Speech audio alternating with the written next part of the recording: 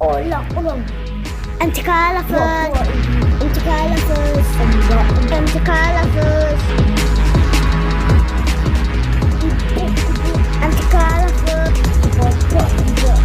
MTK Lovers. Nenek.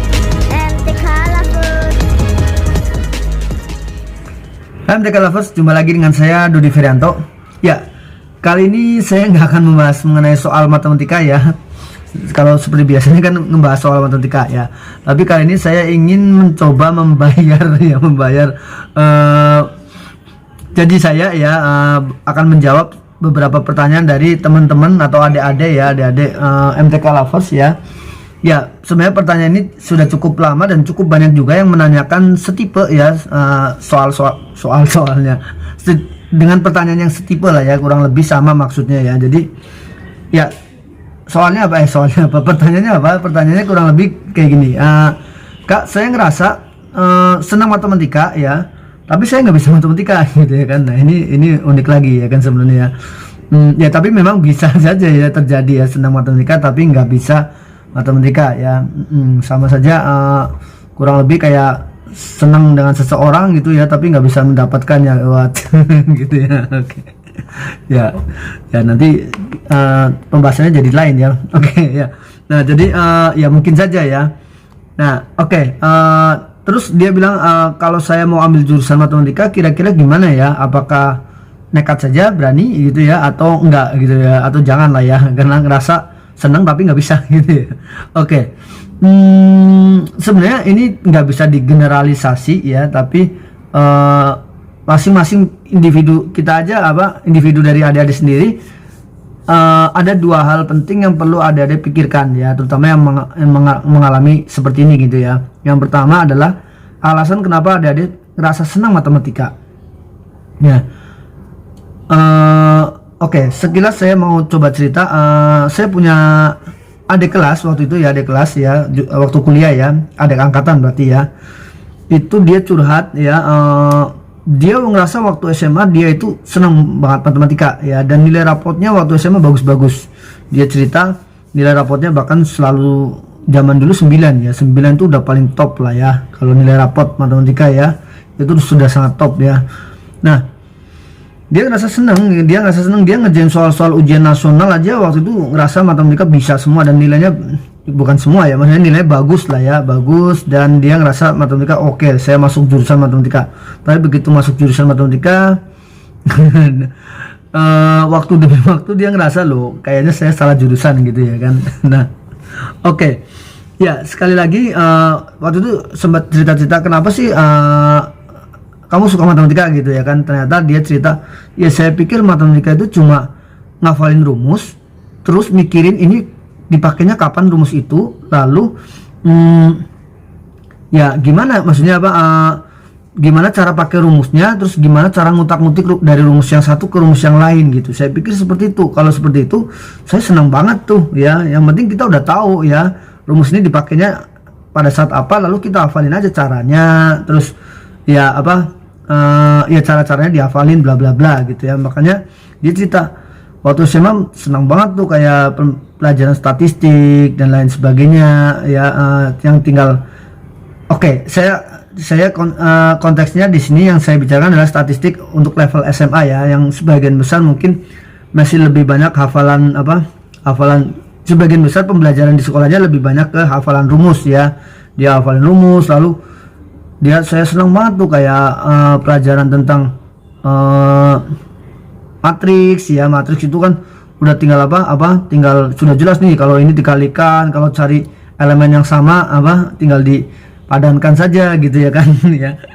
Nah, tapi begitu tapi dia bilang, tapi saya juga senang juga sih kalau kayak topik-topik misalkan limit, turunan ya kan, itu kan udah sistematis, udah jelas ya. Nah, tapi dia ngerasa, tapi kok kuliah ini kok kayak ngerasa semakin salah jurusan ya, karena ternyata bukan seperti itu cara belajarnya ya. Ternyata bahkan banyak kayak soal-soal pembuktian, dimana dia ngerasa loh kok ini matematika lebih kayak tanda kutip ya, kayak lebih mikir ide-idenya dari mana, lalu lebih memikirkan lebih dalam cara penulisan sistematisnya ya, sebuah pembuktian teorema dan bla bla bla. Jadi dia ngerasa kayaknya bukan ini deh yang membuat dia suka matematika ya. Kayaknya matematika jadi buat dia selama ini yang dia kenal ya itu berbeda dengan matematika yang dia pelajari di tingkat lanjutnya ya, yaitu di kuliahnya. Nah, jadi kembali lagi ke jawaban tadi adalah adik-adik harus pikirkan apa yang membuat adik-adik ngerasa senang matematika. Kalau ternyata adik-adik ngerasa senang matematika karena memang adik-adik senang mikir, senang ngulik gitu ya. Ya terutama kalau misalkan adik-adik lihat soal-soal di channel-channel ini ya, sebagian besar terus, ih ini kok kayaknya seru ya, diulik-ulik gitu ya kan. Ngerasa senang, kemungkinan besar memang adik-adik akan cocok masuk jurusan matematika ya, dengan cara belajar yang benar tentunya ya. Nah, tapi kalau adik-adik ngerasa senang matematika karena lebih senang ngafalin rumus, terus cara pakai ngutak-ngutik cara pakai rumusnya, saya agak khawatir kalau nanti adik-adik salah masuk jurusan, karena mungkin berarti adik-adik sistemnya lebih ke arah yang tinggal pakai, bukan berarti itu salah ya, itu bagus juga kalau untuk di mungkin di teknik atau apa, mungkin memang ada beberapa proses berpikir itu nggak harus tahu gitu ya, yang penting pakai aplikasikan gitu ya kan.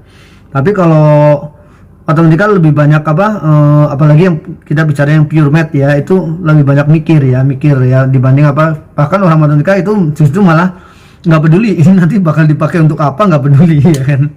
Sebagian besar nggak akan peduli teorema yang dia buat atau kesimpulan-kesimpulan yang dia buat itu akan berguna atau tidak, itu bahkan sebagian besar tidak terlalu peduli ya kan.